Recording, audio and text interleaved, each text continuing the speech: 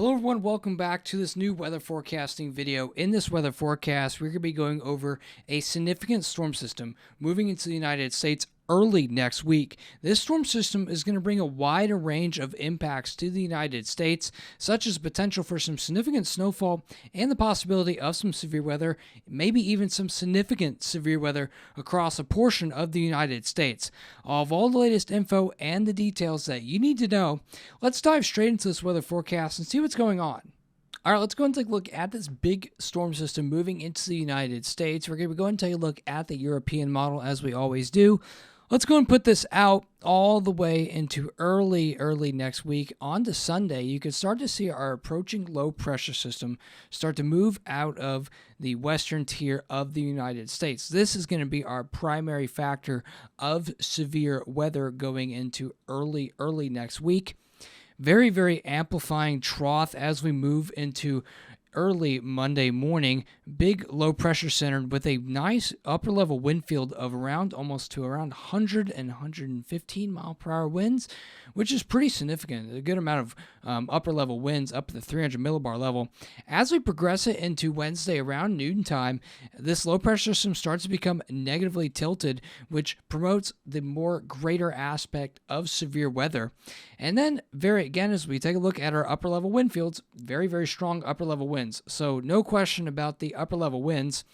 Very strong winds across the Dixie Alley as we progress into early Tuesday morning.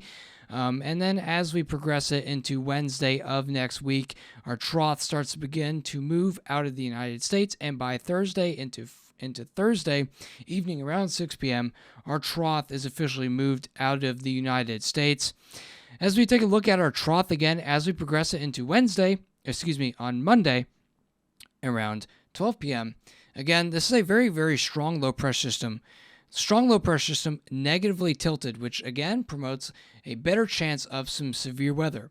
So overall, taking a look at the upper level winds, very strong wind shear up at the upper levels, very strong winds, almost around to 140 mile per hour winds, up around 30,000 feet above your head, which is very significant in terms of upper level winds.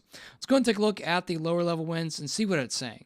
All right, now we're taking a look at the lower level winds. This is winds around 3 miles above your head, the 850 millibar winds.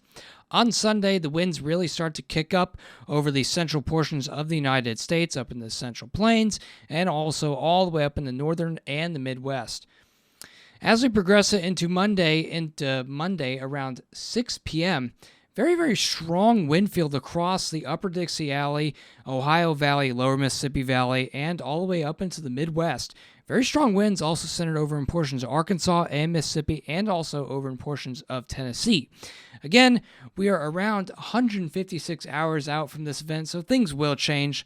And then as we get into early Tuesday morning, very strong wind fields of lower level jet across the Ohio Valley, portions of the Midwest, and lower Mississippi and Dixie Alley. Very strong winds, around 60 miles per hour, which is a low level jet.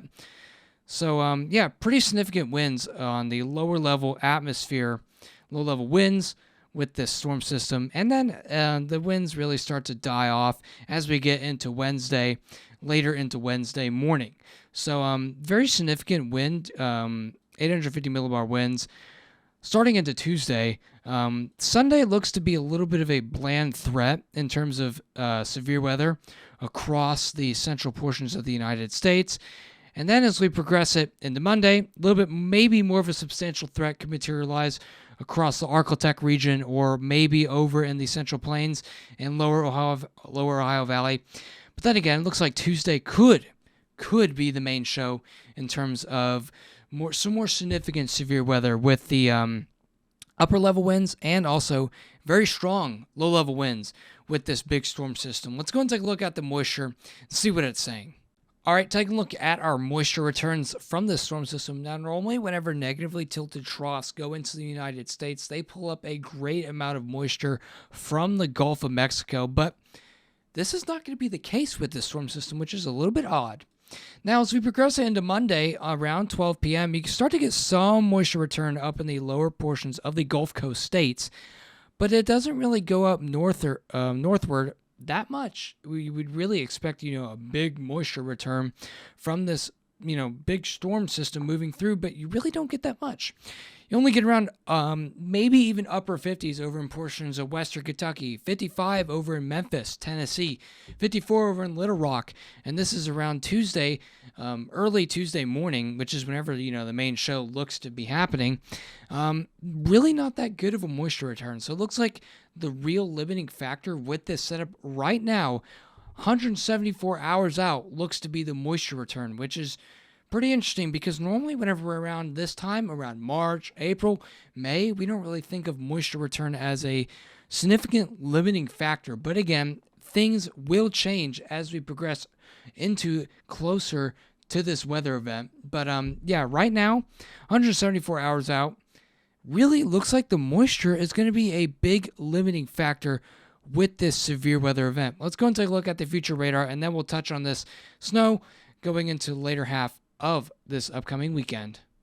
All right, let's go and take a look at our big storm system on a bigger radar picture, a little bit more easier to digest. We have our big, strong, low-pressure system moving through the Rocky Mountains as it progressively moves east, 992 millibar low pressure moving through. And then as we progress it into Monday, really starts to kick up around early morning of Monday. 990 millibar, strong damaging winds possible with this line of thunderstorms. It looks to be line of a just general thunderstorm right now. Then again, it's the morning, so atmosphere will probably not be destabilized. But then again, we are so far out with this weather event, we're just speculating. And on the northern side, we got some big-time snowstorms for portions of the Dakotas, Minnesota, and also Wisconsin. And then also snow on the backside for portions of Oklahoma, Kansas, and also Colorado. And as we progress it later into the day on Monday, again, that damaging wind risk around 6 p.m. on Monday, damaging winds really start to move through eastward into the United States, and that snowstorm continues to progress over in portions of Minnesota and also portions of South Dakota and also Wisconsin and also Nebraska. And then as we progress it later into Tuesday around 6 p.m., our low-pressure system still starts to strengthen. 995 millibar starts to move to the north and east, progressively moves out of the United States. Still snow ongoing up in Minnesota and also Wisconsin. And then our severe weather risk really starts to die down. Looks to be so on later into Tuesday.